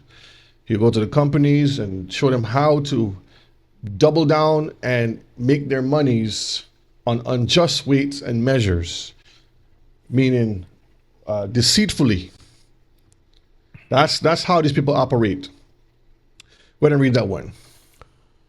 The grandson of Jewish immigrants, Epstein was raised in Brooklyn. See, so he was one of those Jubus from that had the tunnels. Where he excelled in math and graduated from high school early, briefly attending Cooper Union and New York University. According to published reports over the years by multiple news outlets, some citing court documents. So we see the connections there with the family, Mishpachah, okay? All right, and this is the guy that he allegedly worked with, according to what they would say. I think that was his trainer. Yes, this guy right here. Go ahead, read that. Leslie Wexner, the billionaire founder of L Brands and the Wexner Foundation, has faced scrutiny over his deep financial ties to Jeffrey Epstein and his extensive funding of pro-Israel causes, with reports suggesting connections to Israeli intelligence circles. See, so all the money that they're making. Somebody look up for me. I can't remember the names of the companies he owned. I think it's like the makeup companies and somebody in the chat, look up Wexner and see what companies he owned again. I'm trying to remember. Yeah, Brother Barry, that's correct. I was just about to point that out. The red Kabbalah string around his arm is his hand, wrist. I'm glad you see that. Yep. Yeah. For more than a decade, Epstein was Wexner's personal money manager and business advisor, making hundreds of millions of dollars managing Wexner's billions. Let me see if I find that. What you trying to get? I'll get it for you. What do you need? Wexner companies. Wexner. Yes, that's what I'm looking for. Victoria's Secrets, Bath and Body Works, Abercrombie and Fitch. So every time you go to a bathroom and White Barn Candle Company, and La Senza. There's a whole. You go to Victoria to get the secrets. You're financing this guy right here. Have you noticed these link with the models and the nice sweet smells? So you follow the money. So these are operation of laundering money, funding all these groups out there for Israeli intelligence. We see it right here before your eyes, okay? Continuing, following the money. Over here it says, files reveal Epstein was offered a chance to buy the U.S. Pentagon, the FBI buildings. So he had the money to buy the building. And there's more sources on this. Epstein was offered chance to buy the Pentagon and the FBI buildings. So who was giving him the money to buy it? Those that pushing him. Behind the scenes, the unnamed ones. Read out for me. The U.S. military industrial complex involves hundreds of billions in annual spending, with the proposed 2024 Pentagon budget reaching $886 billion, more than double the inflation-adjusted amount from Eisenhower's 1961 warning. Top contractors like Lockheed Martin, 313 billion, and RTX 145 billion, secured hundreds of billions in contracts from 2020 to 2024. Just to fund a war. Imagine that. All of these billions of dollars. If they would turn around and actually build homes for the people, set up free medical coverage for the people, all paid, dental, vision, all the good stuff. They're the only people on Elohim's green earth that for some reason all it can do is escalate violence in the earth. They perfect violence. They know how to increase it. They see a need for it. There's also an excuse for it. They don't know anything about true peace. All the other types of people in the world are interested in just being left alone. They might have, everybody has a little bit of violence here and there. We're not disputing that. But people who perfect the art of warfare, right? Death. So you made a bomb that can destroy the earth, right? Or destroy a city. And you're not happy with that. Like, you know what? We're done. What, you want to go further? Let's just leave that alone. We see that we can do it. Let's just leave it alone. No, we want to make it 5 times more dangerous than before. And on top of that, Then 100 times more. We want to add a virus to it too.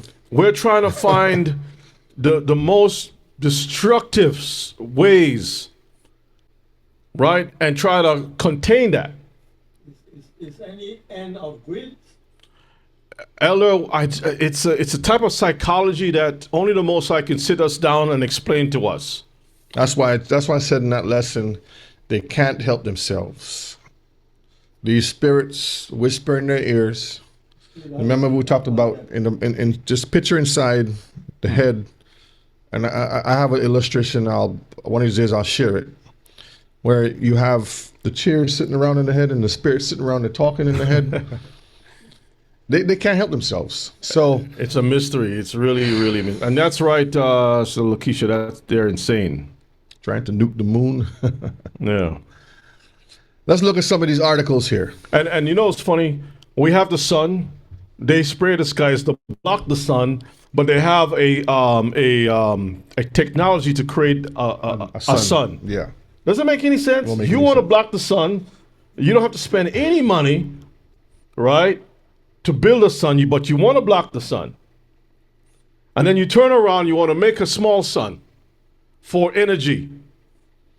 Tell me if that makes any sense whatsoever. Because they want to be like the Most High. They want to control the elements. And the Most High says, as long as you see the sun shining and the moon and the stars, the seed of Israel, that's what they're trying to get rid of. They're trying to get rid of us. And they can't get rid of us because these elements are there. So they're going to try and do everything to be like the Most High. Yes, Ima. I think they're trying to deceive people saying they want to block the S-U-N. But I believe they want to block the S-O-N. That too. Because they know that he's coming. And it'll be terrible. When he here says, I think they're running out of wicked ideas. Yeah, they have to be wiped out. But if Israel loves, remember, the book of Joshua says that there was a list, a chopping board list. And because of dumb Israelites, they made a deal, and then the people that were supposed to be removed stayed with us. Because of dumb Israelites, they're going to be mixed up with these same people and make deals. Yep, make leagues with them. How can we get rid of a problem if we continue to not be separate from them? How does that work, Elder? You want to say something? Yes, very short. These people, the Lord give them a set time to allow them to do what they are doing. Because the prophecy already tell us exactly what is going on. Now, all we have to do is to believe and come to our Savior and walk, follow Him and keep His commandments. That's too hard. That's too hard. It's too hard for some people. But for those who believe, that's what we have to do, because the scriptures say, few that are going to believe. and few that are going to be saved. Broad is the way that leadeth to destruction, and many will be there. That's right. Thank you, Elder. All right, let's look at some news here. Read that for me there. Trump's big, beautiful bill is a huge win for the military-industrial complex. That's the headline. And this is just to show you, is a huge win for the military-industrial complex. Why? Because this is how America makes its money, by the funding of wars. And after they're finished with the airplanes, I mean, the airplanes are still good. They just park them in a desert. That's all they do. They just park the things instead of trying to do like Cuba. You know, in Cuba, they got cars from 1945 and 50, whatever it is, and they're recycling that thing over and over and over and over. Why can't they do the same thing? They're talking about saving the planet. Well, that's the best way to save it. Right? Yep. Oh, it's not safe. We have better technology. Well, why don't you just recycle those things? Use the steel from that. All then. of these cars out there, but they'll do it, take it, they'll crush it back up and make something else. Why they can't give it to the people? All this money you have, you can give a family a house, a car, medical coverage, everything they need. Proper education, real education, not this junk that they have there, right? Skills, teach them trades and stuff. Nope. Nope. That won't happen. The other one. Palantir, the all-seeing tech giant. The company's data mining tools are used by spies and the military. Are they now being turned on Americans? We have seen that in time past.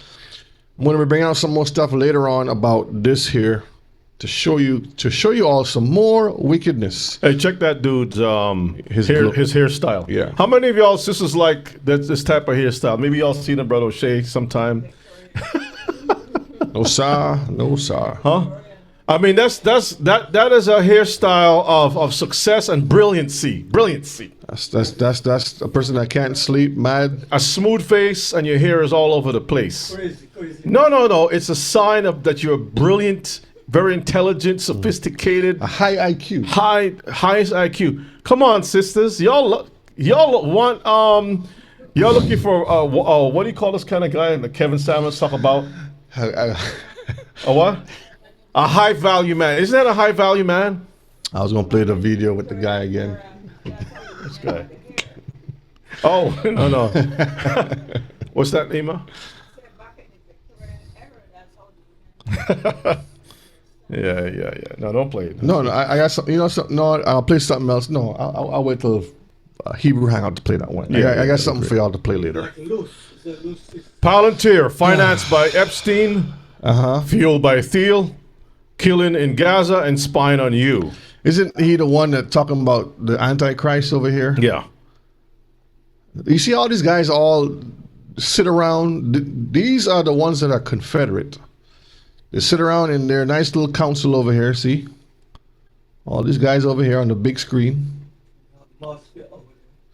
Read that for me right here. Palantir took Epstein's money, Thiel's backing, and Trump's blessing to build an AI war machine. Another war machine. If Gaza is a testing ground, America's next. Are we ready to fight back? They're telling you, Mishpachah, that Gaza is a testing ground. That's why they allow the AI to choose when to bomb, who to bomb, where to bomb in Gaza. Because they're funding billions through this military-industrial complex here. America at war. Now look at this little map here. These are the current wars that are happening. Now, they cleverly didn't place it as wars because they say America is not at war. But when troops are deployed, bombs are going off, and people are dying, and an invasion is happening, is that the definition of war or not? So we have them going into Mexico with the cartels. Didn't they just kill like one of the cartel leaders? Mm-hmm. And people are reporting that they're worried about the cartels putting bombs on the borders by Arizona, New Mexico, California, Texas, all that area that they're worried about right now because they took this guy out, went down into Venezuela, kidnapped the two people, and we don't hear nothing about them no more. Right? They took them out, and you don't know what happened to them. Now And they're in Ecuador. Ecuador. They're down there talking about they're enforcing drugs, trying to continue the same thing they're doing in Mexico. We know that's a lie. They're all the way down in Gaza. See the arrow? Mm-hmm. The arrow is covered by what? The Israeli flag. Because Israel is the one in going through that day. They blocked Cuba. Talk about they don't want Cuba to have any more oil. And that's sad because Cuba is being strangled right now, and that place has suffered so much. One of the best So places much. I've heard. Somebody in the chat tell me if I'm wrong. They say Cuba is one of the best places for medical treatment. One of the top places for medical treatment. A lot of people go there and they get a lot of cures and stuff quickly. Mm-hmm. And that's one of the reasons why they're trying to shut that place down. Any plans that have any of the countries that is aligned with China, they're going to do that because China is getting ready to be in the mix. They're getting ready to strangle. You're saying what again? Repeat it again, Ema. We didn't I hear say you. any of the countries that Uh-huh. are aligned with China, all those we call it countries, The communist countries. communist countries, Mhm. and getting oil from the other countries that is aligned with China. Mhm. They're strangling them because they're going to strangle China Mhm. later coming up. Yeah, and Canada has been That's making a really lot good. of big deals with China, directly with China. And so, hey, the president said that he wants to get a lot of these countries. He's going to take them. He's talking about taking Cuba.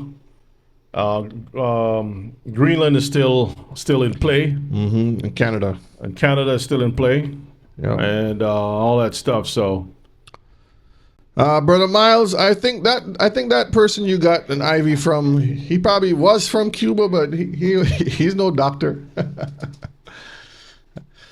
We see Somalia, we see Yemen, Syria, and now Iran, and we have showed you plenty of videos. How Bibi has been planning to deal with Iran for a long, long time. He's been dealing with Iran for a very, very long time. What happened? Okay. And down here you see Agent 47 says, proud to be the president of what? But when you look over here, what it says? Donald Trump, warmonger in chief. Because he's doing all of these different types of wars that is going on right now. Hexet says U.S. just getting started in Iran war as conflict intensifies and spreads. And when you dig into this, Mr. Picard, they're telling us this is going to be a long war. This is, Trump says, it's going to go in, we're going to take 4 care of weeks. this. 4 weeks, we're going to handle this real quick. Just 4 weeks to 5 weeks tops. Go in real quick, get out. And then they fuel it with a lot of propaganda talking about this person got killed and they're taking out these people and all kinds of stuff. But there's no bodies, there's no proof. And they're trying to stop people from actually filming like you mentioned, right? Yeah. Filming That's what's in the news. the true stuff that's happening. Mm-hmm. Too expensive. Read that for me. Americans fret over gas prices as Iran war widens. What is gas price right now? Because I remember I told you guys 3 days ago, it was $2.59. What is gas price right now? Gas price in Georgia. Let's see. $4 over Gas $3.50. price. And you know what? When the price of gas go up, the price of bread, the price of eggs, $3.12. the price of milk, the price of all goods and services go up, right? Because they have to compensate, and they're going to pass those costs to the consumer. So we are always the one hurt, but yet these gold-plated nincompoops that live down in Florida, for some reason, they think that they can, that they're insulated from all these things until the pitchforks. When the people are fed up enough, they'll be pitchforks looking for Frankenstein, and they'll be surrounding his castle pretty soon. You know what I mean? And then next thing you know, you might see some gold wig hanging from a post somewhere in Florida. You know what I mean? So, Mishpachah, what are we to do? What are we to do in these times? Watch and pray. That's the key. I'll watch and pray. Now, while we're watching and praying, Repent. my advice to everyone, because we don't know, the unknown is not something that we want to be afraid of, but it's something that you be wise and you prepare yourself and your homes. You prepare your homes to be self-sustainable. What do I mean by that? Self-sustainable. If you can afford ways of having electricity on your own, which is solar system, things of that nature. no, they want you to have that, and then they want your address. Generators. They want you to have that, and your address to be given out. Continue. They want your address? No. Okay. Self-sustainable, meaning that you have the ability to be off the grid. Whether it's, if you don't want to have electricity, that's fine. But if you want to have your refrigerator to have your drinks cold, a fan to blow the air or air condition, lights, to have those sorts of comforts. I'm not talking about Wi-Fi and all these different things. We're talking about the bare necessities in times of war that we find ourselves in right now. Okay? Think about those things that you can do for your own homes. Stock up on water and filters of various methods of purification. So you have filtration systems, tablets, straws. There's a whole lot of different ways that you can purify water. Means of boiling water, having fire, these different things. Containers to stock up on water, your own water. Or Okay. at least a well. At least a well, okay, well pump, these different things manually. So if there's no power, you can draw the water up your own self. Rice, flour, oil, sugar, salt, beans, and much needed seeds. You want to say something, Ema? Yes, thank you. This morning I was thinking about like planting potatoes, especially white potatoes. Make sure you have salt in your house. Oil is something good. If you have the oil, even if you don't have, you run off the rice, so you could go and dig a potato and plant it for the farm. But plant some white potatoes, plant some sweet potatoes if you can. Yes, do some planting, because you could get a box or a bucket or something and plant something in it and have food in case of emergency if you run out. That's right. Yeah. Yeah, Brother Miles, I'm going to do another class on preparation again, a refresher, update on different things that are out there.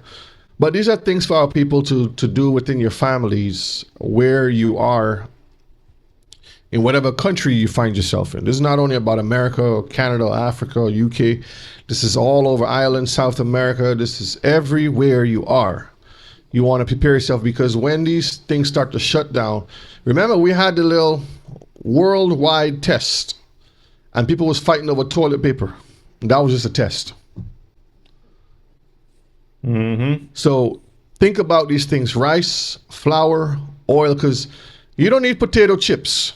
If you have potatoes, you can make your own chips. If you have oil, you can fry your own chips. If you have flour, you can make your own bread. Learn to do these things on your own. Beans, you could make a lot of things out of beans. That's right. Okay? Canned goods will be the step below the rice, the flour, and stuff, because you want to have things as fresh as possible. But having some canned goods is also good to have, and your first aid kits and medical supplies. For those of you who have medical issues or need certain things to sustain your life, make sure you have what you need. Make your own little hospital in your house, like your own little first aid room.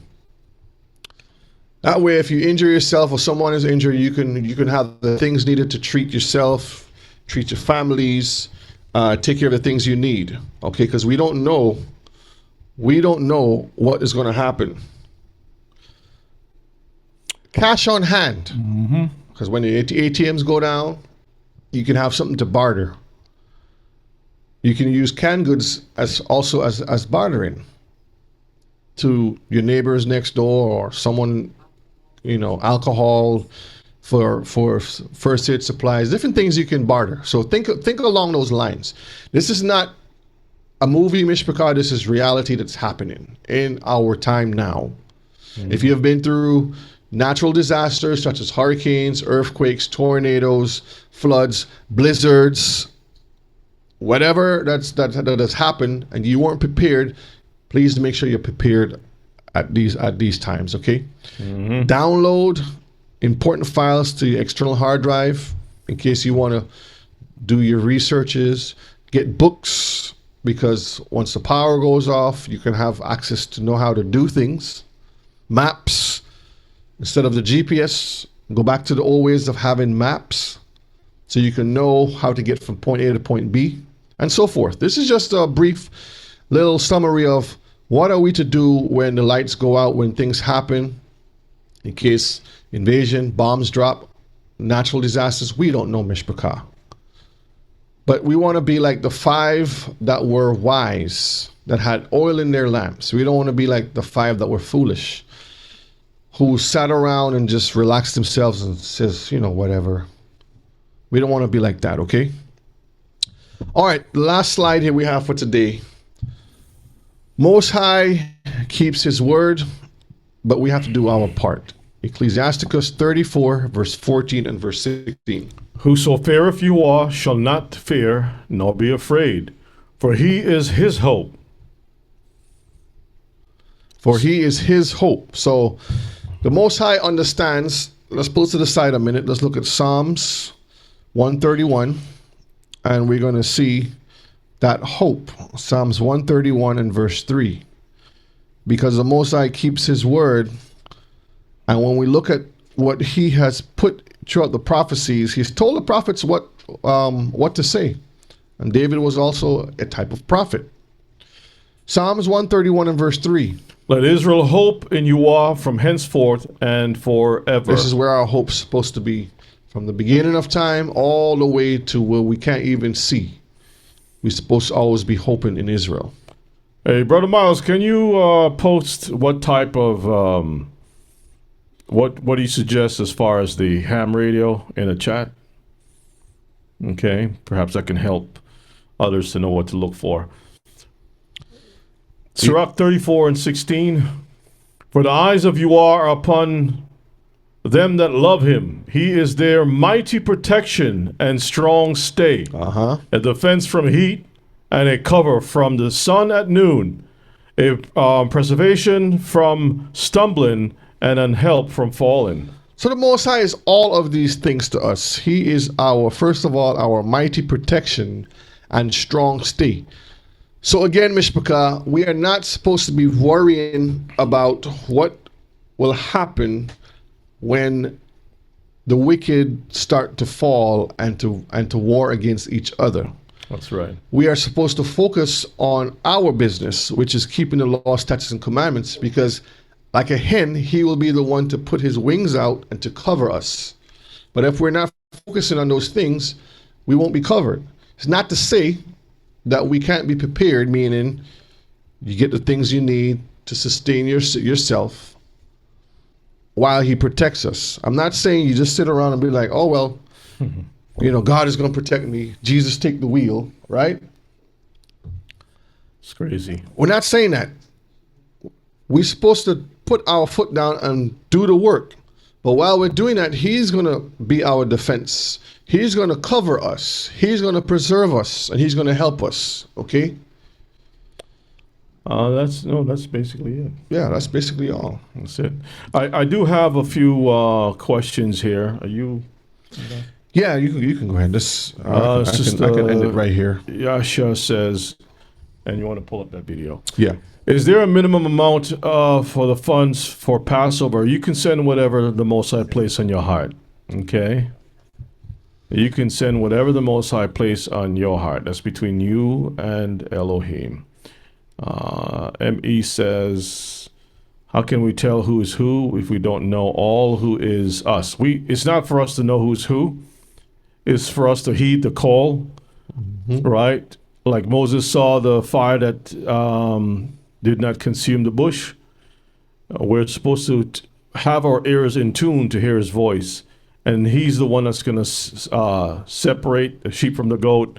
And She's talking about marrying the heathens. I've heard the teacher say that many of them will look like Europeans. Yeah, that's correct. A lot of Israelites, because if you're assimilated into a country for many years, you will at many times look like the population around you. And I have family who has family with Indian whose family hails from Asia. I don't know how far back.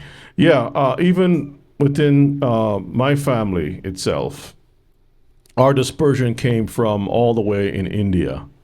There are about 3 major places in India that has Hebrews and has been known to be taken on ships and brought even to different parts of the Caribbean and other parts of the world. Cochin is one, Calcutta is another, and some other places too. Don't forget, Mishpachah, I keep telling you all. And our dispersion came from Calcutta, India. Every crack, On one side, crevice, and corner. father side of the family. Every crack, crevice, and corner we are in. So when you think that you can't find another Israelite, that means you're not doing what you're supposed to be doing. Because the Most High, just like you tell Elijah, all the examples are there, but we keep trying to find excuses all the time. He will provide, he will send the right people around us. We have to make ourselves available and ready. If we're not ready, what's the sense of sending the people around and we're not ready?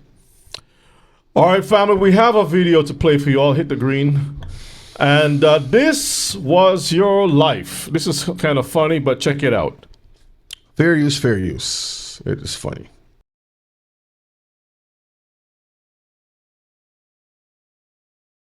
Celestial, see if Jalen's name is in the book. Quickly. And let's see if he's worthy to spend eternity with me. You mean the book of life? Yes. I'm in there. Oh, yeah. I'm in there. What up, Gabriel? Gabriel. This is self-explanatory. Come on, Celestial.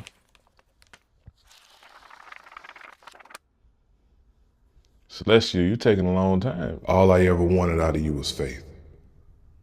That's it. And I wanted you to trust me. But you never trusted me. You never fully had trust in me at any point, and that's all I ever wanted out of you. Hold on. Now, Lord, now, you know, I trusted you. What? My pops is a pastor. Mama first lady. Look, I've been in church my whole life. Look, I got my church card is platinum. I got the platinum card. I'm pretty sure you're familiar with the scripture when I say that many will say to me in that day, Lord, Lord, haven't I done X, Y, and Z? This means absolutely nothing. Nothing. Well, listen. I'd have been through some stuff. You don't know the half of it. Well, you do know the half. You know. Dog it. I can't even lie. Well, for the first time, you're actually honest. Wow. It took this whole time for you to even have that 100% honest revelation. God, listen. If you would just find it in your heart to send me on, I ain't killed nobody. I ain't beat down people. I was a good person. I wasn't stealing. You know how many people I saw steal? You know how many people I saw that done killed somebody? I ain't did none of that stuff. And here you are standing before me talking about everybody but you. You are leaking selfishness. That's why we're here. Shoot, you got a point there. You can't fool God, fool. He know everything. You can't. And Jesus, you real quiet. And what would you have for me to say? Yeah, I thought when I was down on the earth, it said you supposed to be my lawyer. You ain't talked this whole time. There's nothing to defend. You haven't prayed in the last 15 years. Except for my Lord when he eats. Except for he takes a bite and then he prays. No, I can explain. I can explain Celestial. Celestial, look again. I can explain that, Jesus. Listen, you know, because why would I pray? I don't want to give you no secondhand prayer because it don't make sense. It just don't make sense if I chew my food already and then I try to pray. That don't make sense, right? I still interceded for you, even though a lot of those foods you were eating, you could have dropped dead from. You got it. You got it. Listen, y'all can't send me to hell. I can't do heat. You know me, God, you definitely know me personally. I can't stand out in the heat. You know, I was always a big one. I was big. So, I was at the point in life where I had heat strokes almost because I couldn't stand the heat. So which they go, so oh, trust me, the body that my Father and I have prepared for you is meant to withstand from everlasting to everlasting. So you're going to be on rotisserie for eternity. And you won't burn up. Surprise. I mean, you would have known that if you had listened to your father on earth, who I made a pastor. Father, I rest my case. Y'all cold-blooded. That's cold. That's cold. You know what? Just destroy my being then. How about that? Just destroy me. I don't even want to do me worse. I don't even want to go to hell. How about you just destroy me so I'm just gone forever? How about that? Destroy my soul, spirit, destroy it all. Because at this point, if you're going to send me, ain't no point in me even existing, period. So just the thought that you had, revoke that. Is that possible? Gabriel, take him to the hottest part. No. Hold on. God. Where there will be weeping and gnashing of teeth.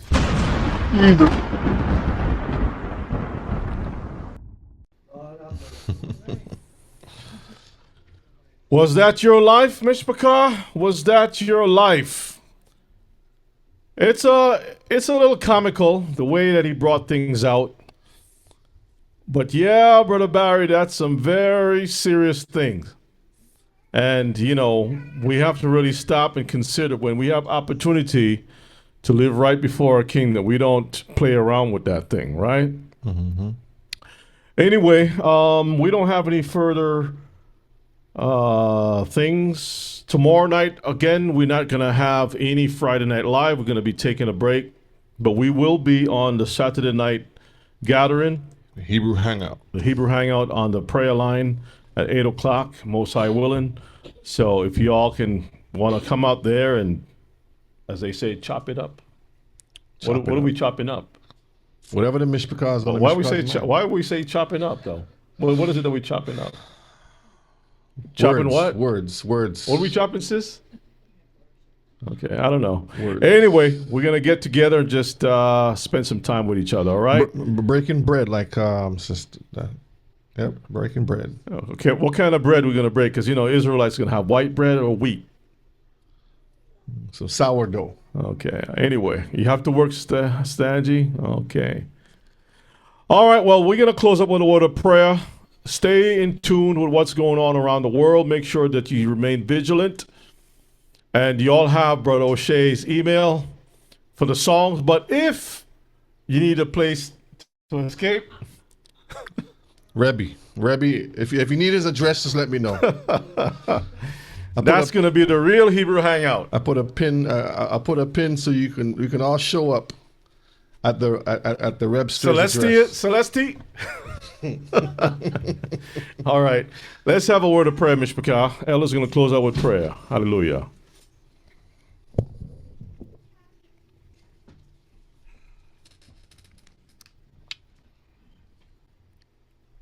Our dear Heavenly Father, as we bow before your throne, returning thanks, Father, we acknowledge ourselves as nothing.